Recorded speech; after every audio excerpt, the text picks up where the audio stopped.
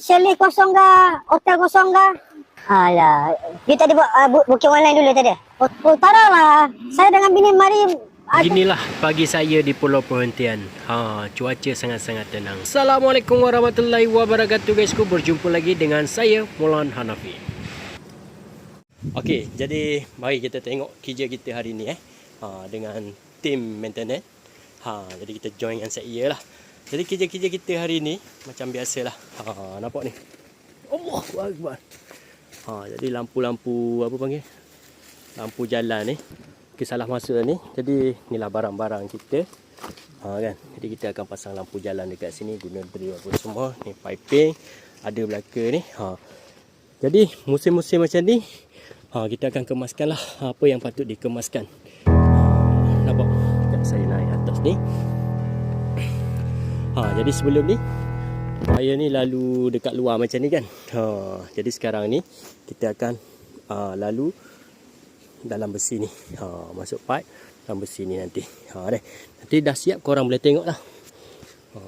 Yang bawah ni nampak ni wire ni semua masuk dalam pipe macam tu. Saya tunjuk.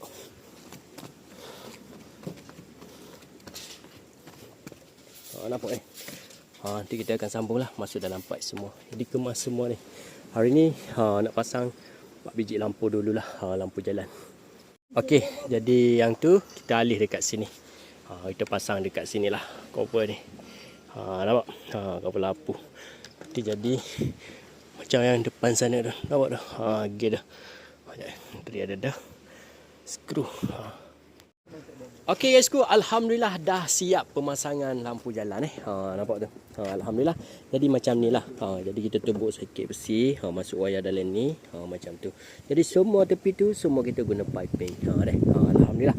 Jadi kepada popular macam orang lain, content creator orang lain. Jadi saya ni kalau korang suka dekat saya, minta tolong follow, share dan like lah. Sebab banyak lagi saya nak kongsi dunia kecil saya ni berada di Pulau Perhentian. Kan? Jadi kongsi dengan korang macam mana harian saya dekat sini. Ni adalah kepetang sikit. Air dah pasang. Nampak? Ni kedai My Darling lah. Ocean Blue Cafe. Okey, air semakin pasang dah ni. Jadi kadang-kadang macam tu lah.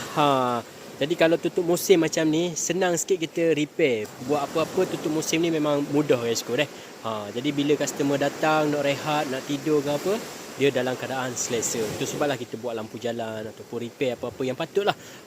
Jadi itu sajalah video hari ni.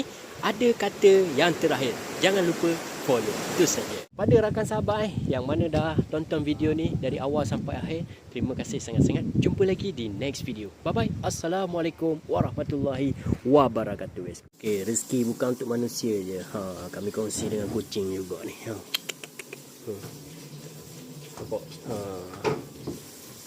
Oh yeah.